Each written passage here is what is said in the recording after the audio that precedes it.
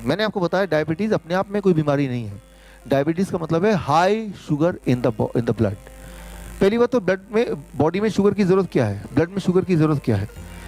इस वक्त आप जिंदा हैं, आप एनर्जेटिक हैं, राइट। तो आपके बॉडी में अनगिनत सेल्स हैं, हर सेल को हर पल जिंदा रहने के लिए एनर्जी की ज़रूरत है, राइट। वो एनर्जी कहाँ से आता है, वो शुगर को बर्न करता है जिससे एनर्जी पैदा होता है। Sugar is a source of energy. Blood क्या करता है, शुगर को सेल्स के अंदर डालता है, सेल्स क्या करता है, उसको बर्न करता है और उससे एनर्जी, ताकत पैदा होती है जिससे आप अभी जिंदा हैं।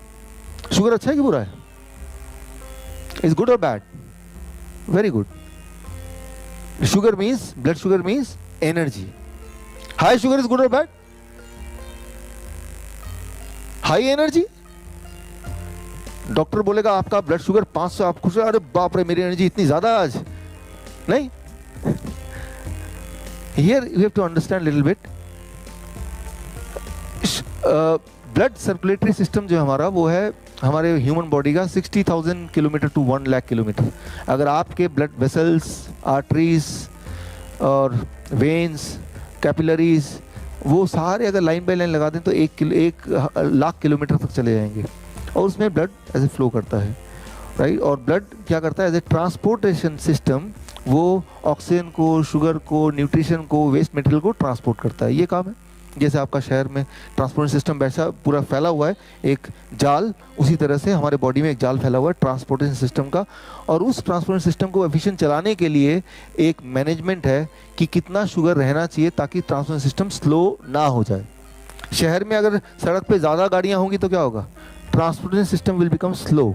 मैं देख रहा था कुछ लोग अभी भी लेट पहुँचे, क्यों भाई, ट्रांसपोर्टेशन सिस्टम में वहाँ अटक गए रास्ते में। ठीक इसी तरह से जब शुगर का लेवल एक लेवल से ज़्यादा होता है आपके बॉडी में, तो बॉडी का ट्रांसपोर्टेशन सिस्टम स्लो हो जाता है, यानी कि फिर न्यूट्रिशन, ऑक्सीजन, वेस्ट मटेरियल, उनका ट्रांसपोर्टेशन स्लो होने से किस पे असर करेगा, कौन से ऑर्गन पे असर करेगा? हार्ट पे करेगा, किडनी पे करेगा, आंखों पे करेगा, लंग्स पे करेगा, लिटरली हर ऑर्गन पे करेगा। किसी पे जल्दी, किसी पे बाद में। आपके शहर का ट्रांसपोर्टेशन सिस्टम अगर स्लो हो जाए तो सबसे ज़्यादा असर किस पे करेगा? आप बोलेंगे सबसे पहले तो उसको पे असर करेगा जो इमरजेंसी पेशेंट होगा, फिर उस पे करेगा जिसके कोई इंटरव्यू देने जा रहा हो, उसकी जॉब लगने वाली हो।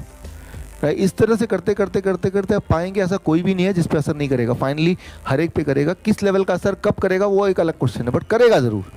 ठीक इसी तरह से अगर हमारे बॉडी का ट्रांसपोर्टेशन सिस्टम अगर स्लो हो जाता है तो सारे के सारे ऑर्गन, सारे के सारे सेल्स सफ़र करते हैं। और वो ऐसा स्लो अगर लंबे समय तक रहेगा तो हार्ट डिजीज़ है, किडनी फेलियर है, आई डिजीज़ है, ये सारी चीज़ होने लगती हैं। इसी को बोलते हैं डायबिटीज़, राइट। सो लेकिन कितने शुगर को हाई शुगर बोलें, ये एक इंपॉर्टेंट क्वेश्चन है। इसको हम जल्दी से समझ लेते हैं कितने शुगर को, क्योंकि आज हमारा जो मेन मकसद है करना क्या है घर जाके, what we need to do once you go back home, ताकि आज के बाद, अभी के बाद अगली जो दवाई है वो खाना ना पड़े लेकिन हम हेल्दी भी रहें, राइट। सो उसके लिए let me try to explain and make you understand. मैं उदाहरण लेता हूँ इसका, मेरे खुद का एग्जाम्पल लेता हूँ। मान लीजिए ये 1 लीटर बॉटल है, 1 लीटर, हालांकि है नहीं लेकिन 1 लीटर मान लेते हैं इसको। मेरे बॉडी में, मेरा बॉडी वेट है 70 kg और अगर सारा मैं खून बाहर निकाल दूं तो करीब 5 लीटर खून आएगा। कितने बॉटल चाहिए मेरे सारे खून को भरने के लिए? 5। एक बॉटल से, उनमें से 1 ड्रॉप खून निकालता हूँ, ग्लूकोमीटर में डालता हूँ, रीडिंग आती है 200। इसका मतलब ये है कि मेरे 1 लीटर खून में 2 ग्राम शुगर है। क्लियर है? आपके बॉडी से 1 ड्रॉप मैं खून निकालता हूँ और ग्लूकोमीटर में डालता हूँ, रीडिंग आती है 100। तो आपके 1 लीटर खून में कितना शुगर होना चाहिए? 1 ग्राम, है ना? तो जब भी आपकी रीडिंग आती है, उस रीडिंग का तात्पर्य क्या है? वो यही तात्पर्य है। मेरे पूरे सर्कुलेटरी सिस्टम में कितना खून है? रीडिंग आई है 200, तो कितना शुगर है? 10 ग्राम। अगर मेरे पूरे ब्लड सर्कुलेशन से सारा शुगर निचोड़ देंगे तो 10 ग्राम शुगर निकलेगा, राइट। करीब 4 चम्मच शुगर निकल जाएगा। सो that is what is that, right. तो वो एक लेवल से ज़्यादा शुगर होगा या एक लेवल से कोई भी न्यूट्रिशन ज़्यादा होगा तो वो हमारे सर्कुलेटरी सिस्टम को चोक करेगा, यानी कि स्लो करेगा, जिससे बीमारियां होती हैं। यही है, दैट इज कॉल्ड डायबिटीज़। तो यानी कि हमें सिर्फ एक ही काम तो करना है कि शुगर ज़्यादा सर्कुलेट ही ना करे। अगर ऐसा कर पाए हम, जो कि हमारे हाथ में है, कितने दिन में कर सकते हैं? 1 दिन में कर सकते हैं। 1 दिन तो 24 घंटा होता है, कल जब आएंगे आप तो तब तक एक दिन हो चुका होगा। तो एक दिन में करना क्या है, that is what you have to understand. So इसके लिए देखिए कितना, पहले तो ये पता होना चाहिए कितना नॉर्मल शुगर होना चाहिए। 1979 तक ये पता था कि शुगर नॉर्मल होना चाहिए, लेकिन कितने को नॉर्मल बोलेंगे ये नहीं पता था 1979 तक। 1979 में एक आंकड़ा आया 200। 200 का मतलब कितना हुआ, 1 लीटर बोतल में कितना शुगर, 2 ग्राम। 2 ग्राम शुगर को नॉर्मल बोला जाने लगा इससे, क्योंकि ये देखा गया कि पूरी दुनिया में जिनके 2 ग्राम से ज़्यादा शुगर रहता है per litre, they are the one those who are more sick. तो ये आंकड़ा आया। लेकिन ये 1997 में एक और आंकड़ा आया WHO का, ADA का, 126 फास्टिंग ब्लड शुगर।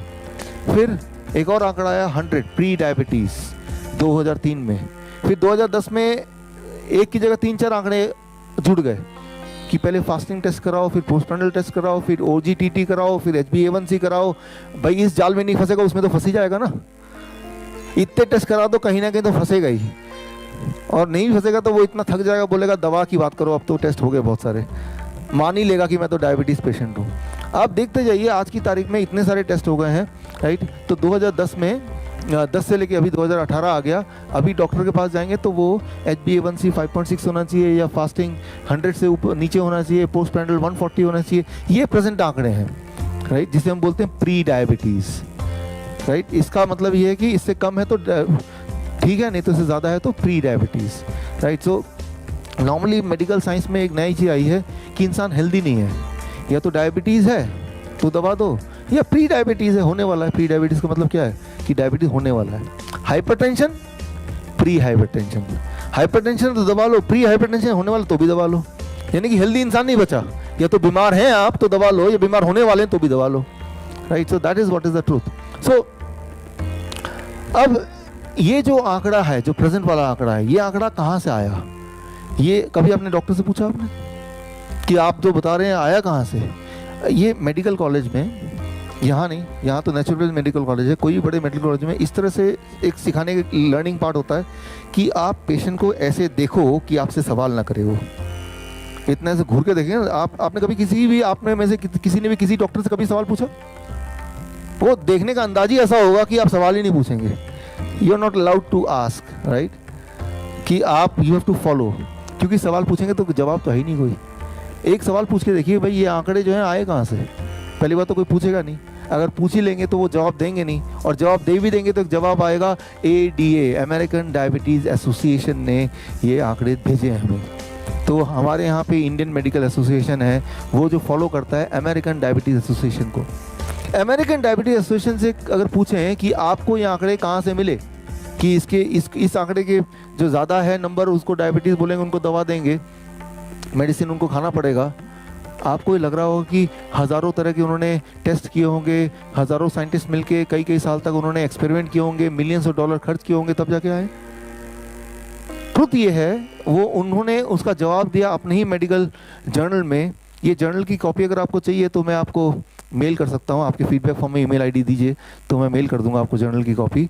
उनका जवाब था सिंपल भाषा में कि हमें ऐसा लगा कि ये आंकड़े इंसान के लिए ठीक होंगे, और अगर ये ठीक नहीं होते तो दोबारा बदल देंगे। सोचिए, आपने मान लिया भगवान का दिया हुआ एक नंबर, एक आंकड़ा, उसको लेके पकड़ के बैठ गए, उसके हिसाब से सारी जिंदगी बदल दी, दवाइयां खा रहे हैं। बट ट्रुथ ये है कि उनको ऐसा लगा, कोई एविडेंस नहीं है, there is no evidence to prove it, कि एविडेंस दिखाओ, प्रूफ दिखाओ, आपके जो ट्रायल्स है वो दिखाओ, नहीं है, नथिंग, राइट। सो मैं आपको छोटा सा एग्जांपल देखा हूँ, देखिए इसको खत्म करते हैं फिर आते हैं सॉल्यूशन पे। एक एग्जांपल ताकि आप कन्विंस हो कि ये वाकई में ऐसा है। फास्टिंग ब्लड शुगर सुबह वाला और पोस्टप्रैंडल ब्लड शुगर जो पूरे दिन में रहता है, कौन सा ज्यादा होता है नॉर्मली, पहला या दूसरा? ज्यादा दूसरा, फास्टिंग और पोस्टप्रैंडल, राइट। तो ऐसा है कि फास्टिंग वाला होता है जो पूरे रात भर आपने कुछ खाना खाया नहीं और सुबह का आपने ब्लड शुगर लिया, that called fasting blood sugar. Expectedly, as per your knowledge, fasting should be less, isn't it? Expectedly. मेरे पास बहुत सारे पेशेंट आते हैं, डॉक्टर साहब रात को हमने चेक किया था, ब्लड शुगर था 200 सोने से पहले, सुबह चेक किया तो वो 250। मैंने कहा आधी रात को कुछ खा लिया होगा भाई, तो बढ़ गया। नहीं डॉक्टर साहब मैं मजाक के मूड में नहीं हूँ, और ऐसा रोज होता है, और मैं तो घबरा गया पूरी रात भर, क्या होता है कि सुबह शुगर बढ़ जाता है उल्टा। तो ये तो कोई बीमारी है। अब इसको ज़रा अंडरस्टैंड कीजिए कि रात भर आपने खाया नहीं तो ब्लड के अंदर शुगर है वही वाला है जो रात को आपने खाना लास्ट खाया होगा, वो शुगर सर्कुलेट कर रहा है। आप सो रहे हैं, काम नहीं कर रहे हैं, लेकिन आपकी बॉडी के सेल्स को अभी भी एनर्जी चाहिए, तो बॉडी के सेल्स जो ब्लड में रिमेनिंग शुगर है वो खींच के निकालती जा रही है, शुगर लेवल ब्लड में कम होता जा रहा है और आपकी रात बीतती जा रही है। तो सुबह जो expected sugar amount blood sugar है वो कम होना चाहिए कि ज़्यादा होना चाहिए? जबकि असलियत ये है कि हज़ारों लोगों का, करीब 55% पॉपुलेशन का, वर्ल्ड पॉपुलेशन, मतलब आधे से ज़्यादा लोगों का सुबह वाली शुगर बढ़ी हुई आती है इन कंपैरिजन टू पिछले रात की जो शुगर थी।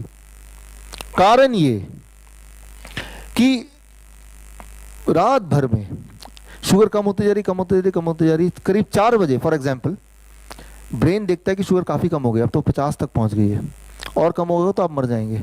तो ब्रेन तब लीवर को बोलता है कि भाई ऐसा करो, लीवर में स्टोर शुगर होता है, आपको पता है कि थोड़ा शुगर उधार दे दो, ब्लड में डाल दो, ताकि जब आप उठें तो आप एनर्जेटिक फील करें और जब तक आपने ब्रेकफास्ट ना किया हो तब तक उस शुगर से आपका बॉडी काम कर पाए। इसे कहते हैं डॉन फिनोमिना। डॉन फिनोमिना कोई बीमारी का नाम नहीं है, it is not a name of any disease, right. Dawn phenomena मतलब ब्रेन ने डिसाइड किया कि आपके उठने से 1 घंटे पहले वो लीवर से बोल के कुछ शुगर ब्लड में डालेगा ताकि जब आप उठें आप एनर्जेटिक फील करें, ना कि एग्जॉस्टिव फील करें। तो ये ब्रेन ने हेल्प किया, आपकी बॉडी ने आपको हेल्प किया आपके दिनचर्या को ठीक से करने में। तो ये कोई बीमारी नहीं है, लेकिन इसी को हम बीमारी मान लें और दवा लेने लगे तो ये एक डिजास्टर है, राइट। तो यानी कि एक ड्राइवर गाड़ी चला रहा है जो कि एक्सपर्ट ड्राइवर है, आप पीछे पैसेंजर हैं, आपको कुछ पता ही नहीं है, अचानक आप ड्राइवर का गला पकड़ लेते, ला मैं थोड़ा स्टीयरिंग मैं भी चला लूँ, राइट। तो वो गाड़ी का क्या होगा आप जानते ही हैं, राइट। तो लेकिन पूरे रात भर का जो ब्लड शुगर है उसका क्या फ्लो क्या है ये कैसे पता चलेगा? उसके लिए मैं एक्सपेरिमेंट कर सकता हूँ। मेरे पास एक टूल है, ये मैं, जय जी आप आएंगे स्टेज पे? आप इंसुलिन डिपेंडेंट हैं ऐसा मुझे आपने भी बताया और डॉक्टर गुलाब ने भी बताया। ये मेरे पास एक टूल है, इसको मैं आपके बॉडी में अभी लगा दूंगा, राइट। और लगाने के बाद ये क्या करेगा, मेरे पास एक मॉनिटर भी है, ये मॉनिटर को ये इससे कनेक्टेड है, पूरे रात भर में आपका जो ब्लड शुगर रहेगा एक एक पल का वो इसमें आता जाएगा। और कल जब आप मिलेंगे तो इसमें हम आपके जया जी का पूरे 24 घंटे का जो ब्लड शुगर रिपोर्ट है वो घड़ी घड़ी का इसमें आ जाएगा, एक एक सेकंड का इसमें आ जाएगा, उसका फ्लो आ जाएगा। तो जब आप देखेंगे तो आप हैरान होंगे कि ब्लड शुगर कैसे फ्लो करता है, राइट। अगर आप एक ड्रॉप लेके ब्लड शुगर देखते हैं, वो ब्लड शुगर आपकी बॉडी का नहीं है, उस ड्रॉप का ब्लड शुगर है, अंडरस्टैंड कीजिए। और वो एक ड्रॉप ये तय नहीं कर सकता आपके बॉडी के लिए क्या कौन सी मेडिसिन या क्या हेल्थ क्या होगी, वो ड्रॉप नहीं तय कर सकता। पूरे दिन भर का ब्लड शुगर का जो फ्लो है, इसको ऊपर कैसे करेंगे, ऊपर कर लेंगे, कर लीजिए, चेयर ला दीजिए यहाँ पे। सो एक चेयर ले बैठ जाइए। तो एक ड्रॉप से आपने देखा कि मेरा ब्लड शुगर इतना है, अकॉर्डिंगली आपने समझ लिया कि मैं डायबिटीज़ पेशेंट हूँ या दवा लेना चाहिए या इंसुलिन लेना चाहिए। ये बड़ा खतरनाक है क्योंकि वो जो ब्लड शुगर है वो उस ड्रॉप का ब्लड शुगर है, वो आपकी बॉडी का नहीं है, बॉडी के एक ड्रॉप का ब्लड शुगर है। मैं आपको एक एग्जांपल दे रहा हूँ, आज घर जाइए, हर फिंगर से एक एक ड्रॉप लीजिए और आप ग्लूकोमीटर में देखिए, हर एक का नंबर अलग होगा, किसी में होगा 150, किसी में होगा 250। किसको मानेंगे? कई बार पेशेंट आते हैं मुझसे, होता है ना बड़े ही एक्सपेरिमेंटल पेशेंट कि डॉक्टर एक में मेरा 150 है, एक में 250 है, एक में 225, कौन सा मानूँ? मैंने जो अच्छा लगे वो मान लो जिसमें आपको खुशी मिल रही है वो मान लो आप। तो मैं ये बोलना चाह रहा हूँ कि ये इतना बड़ा एग्जैक्ट साइंस है नहीं कि हम उसको बेस मान के अपनी दवा रिजीम शुरू कर दें, उससे आप हेल्दी हो नहीं सकते कभी भी। You can never be healthy with that. हो रहा है ऊपर? ऊपर तो नहीं हो रहा, नहीं हो रहा, होगा भी तो ये अटकेगा। तो अपना इसके बाद कपड़े कुछ ऐसा पहन के जो कि यहाँ तक पहुँचे, ठीक है ना, एक्सेस हो, तो मैं ये लगा दूंगा और फिर ताकि कल का ये हम ये देख पाएँ, ठीक है ना। वो लगाने की बात ज़रूरी इसलिए भी है आप सबके लिए ही, खास तौर पे जो इंसुलिन ले रहे हैं, उनको ये पता चलेगा इंसुलिन उनका क्या हार्म कर सकता है। और इस वक्त जो आपके इन हाउस जो पेशेंट है उनमें से एक ही है जो इंसुलिन ले रहे हैं, इसीलिए मैंने बोला कि इनको लगाते हैं, राइट। इंसुलिन जो पेशेंट ले रहे हैं, आपको ये बताना चाहूँगा कि जितना खतरनाक हाई ब्लड शुगर हो सकता है उससे हज़ारों गुना ज़्यादा खतरनाक है हाई इंसुलिन, राइट। तो जो इंसुलिन ले रहे हैं वो ज़्यादा खतरनाक है आपके बॉडी के लिए then the blood sugar itself, पहली बात। दूसरी बात, अभी जो आप करने जा रहे हैं, आज जो आप करेंगे घर जाके, अगर हम मानेंगे मेरी बात तो आज से ही आपको इंसुलिन की अमाउंट को एटलीस्ट 50% ड्रॉप करना ही पड़ेगा। 50% नहीं ड्रॉप करेंगे, क्योंकि जो मैं आज बताऊंगा वो करेंगे तो आपका बॉडी भी इंसुलिन बनाएगा, राइट। लेकिन आप उतना ही इंसुलिन लेंगे तो क्या हो जाएगा, हाइपोग्लाइसीमिया। हाइपोग्लाइसीमिया मतलब डेथ, राइट। सो इसीलिए मॉनिटर करना ज़रूरी है। तो ये एक एग्जाम्पल था। एनीवे अभी तो ये नहीं हो पाएगा एग्जाम्पल, हाँ इसके बाद तब अरेंज करेंगे, राइट। Okay, thank you. तो ये जो एक ड्रॉप से ब्लड शुगर चेक करना और उससे तय कर लेना हमारी मेडिसिन क्या होगी, ये ही एक डेंजरस बात है। पहली बात तो ये कि मेडिसिन के चक्कर से, इंसुलिन के चक्कर से बचिए, और बचने के तरीके अभी आप जान लीजिए। और जानने से पहले एक दो स्लाइड और, ताकि आप कॉन्फिडेंस से जानें। वो ये कि सुबह का जो ब्लड शुगर है वो ज़्यादा अगर रहता है तो वो कोई बीमारी नहीं है, वो ब्रेन का डिसीजन है कि आपका ब्लड शुगर ज़्यादा दें ताकि आप अपने काम कर पाएँ पूरी तरह से शुगर यूज़ करके, जब तक कि आप ब्रेकफास्ट नहीं कर लेते, which is called as dawn phenomena. इसका नाम है डॉन फिनोमिना। ये 2005 की बात है। उससे पहले लगता था कि सुबह का कम होना चाहिए, रात का। लॉजिकली ऐसे ही है, बट हमारा ब्रेन के अंदर बहुत सारी ऐसी चीज़ें जो इंसान को पता नहीं है, वो धीरे धीरे पता चल रही हैं, राइट। लेकिन जब पता चल रही है तो ये क्लैरिफिकेशन एक आम आदमी को या एक आम डॉक्टर के पास नहीं होगी। आम डॉक्टर जो है वो मेडिकल जर्नल पढ़ेगा नहीं, आम आदमी मेडिकल जर्नल पढ़ेगा नहीं, वो यही मानता रहेगा कि मेरी सुबह की शुगर ज़्यादा है तो मैं बीमार हूँ, वो 100 से नीचे है तो ही ठीक है। जबकि ये नियम नहीं है। शुगर सुबह का ज़्यादा हो सकता है, आधी दुनिया का ज़्यादा होता है। मैं पेशेंट की बात नहीं कर रहा, हेल्दी लोगों की बात कर रहा हूँ, राइट। पेशेंट हो या हेल्दी लोग हो, राइट। आधे ज़्यादा लोगों का, आपके परिवार में मान लो 10 लोग हैं, 10 लोग सुबह का शुगर और रात का शुगर मेंटेन की, एक बार चेक कीजिए, 5 लोगों का सुबह का शुगर ज़्यादा मिलेगा इन कंपेरिजन टू रात वाले का। नहीं, रात का हो सकता है, नहीं सुबह का, ऐसा नहीं कि सबका ज़्यादा ही मिलेगा। हाँ, नॉर्मल मानेंगे, नॉर्मल है आपका 146 नॉर्मल है। अच्छा, कितना को एबनॉर्मल मानेंगे वो मैं अभी बताऊंगा, कितना होने से ज़्यादा माने वो अभी बताऊंगा, राइट। फिलहाल ये नॉर्मल है, राइट। सो अब देखिए, ये जो फैलाई हुई बात है कि सुबह का सुबह शुगर कम होना चाहिए, ये सारा कुछ इंडिया में जो फॉलो होता है वो है एडीए। एडीए का फुल फॉर्म पता है आपको? American diabetes association. और अमेरिकन डायबिटीज एसोसिएशन कौन है? अगर आप उनके वेबसाइट में जाके देखेंगे तो they are funded by these companies. ये कंपनी कौन है? ये कंपनी वही है जो डायबिटीज़ की दवाइयाँ बनाते हैं। तो उनका एक ही गोल है, पूरी दुनिया को डायबिटीज़ पेशेंट में कन्वर्ट करते हैं, ओनली वन गोल, राइट। तो अगर आपको ये यकीन नहीं होता तो एक काम कीजिए आप, एडीए ने कुछ समय पहले एक किताब लॉन्च किया कि डायबिटीज़ पेशेंट को कैसे खाना खाना चाहिए, खास तौर पे जब वो बाहर जाएं। तो वो किताब amazon.com में मिलेगी, एडीए के अपने वेबसाइट में मिलेगी, कई जगह मिलेगी। वो किताब मैंने खरीदी है। वो किताब का पहला पन्ना ये है कि हेल्दी फास्ट फूड ईटिंग, क्या क्या खाना चाहिए। पहले पन्ने को जब खोलेंगे तो उसमें आ जाएगा एक डायबिटीज़ के पेशेंट को यहाँ से खाना चाहिए, बास्किन रॉबिन से खाना चाहिए, बर्गर किंग से खाना चाहिए, डोमिनोज पिज़्ज़ा से खाना चाहिए, केएफसी से खाना चाहिए और मैकडॉनल्ड भी जाना चाहिए, राइट। और अब आप अंदर के चैप्टर खोलेंगे तो मैकडॉनल्ड जाएंगे तो कौन कौन सी चीज़ें मिलती हैं, डिशेस मिलती हैं, और सुबह कौन सी मिलती है, शाम को कौन सी मिलती है।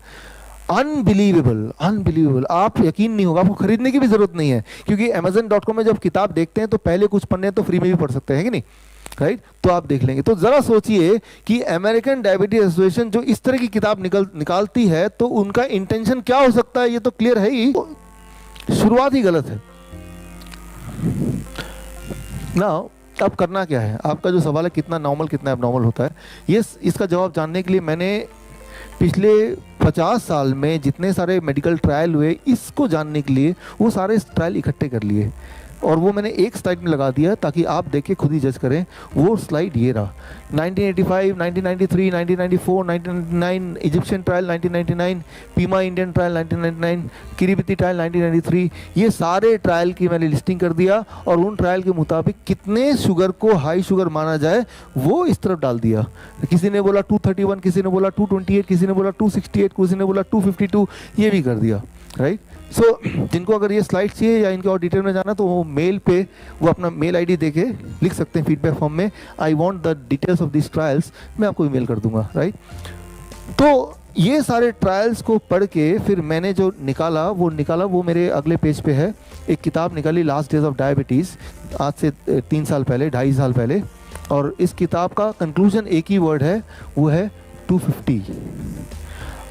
पूरे दिन भर में भूल जाइए, फास्टिंग भूल जाइए, पोस्टप्रैंडिल भूल जाइए, ओजीटीटी, लेकिन जब भी आप चेक करते हैं, सुबह चेक करते हैं, रात को चेक करते हैं, अगर 250 से कम रहता है एवरेज ब्लड शुगर बिना दवा के, बिना इंसुलिन के, तो you are not a diabetes patient. सुनने में आपको लग रहा है ये क्या, डॉक्टर 100 बोल रहे थे, 150 बोल रहे थे, आप 250 बोल रहे हैं, ये तो अलार्मिंग है, 250 हो गया तो कुछ हो जाएगा, दिमाग फट जाएगा, मतलब कुछ भी, राइट। लेकिन ये मेरे लिए बड़ा मुश्किल था ये कन्विंस करना मेरे पेशेंट्स के लिए।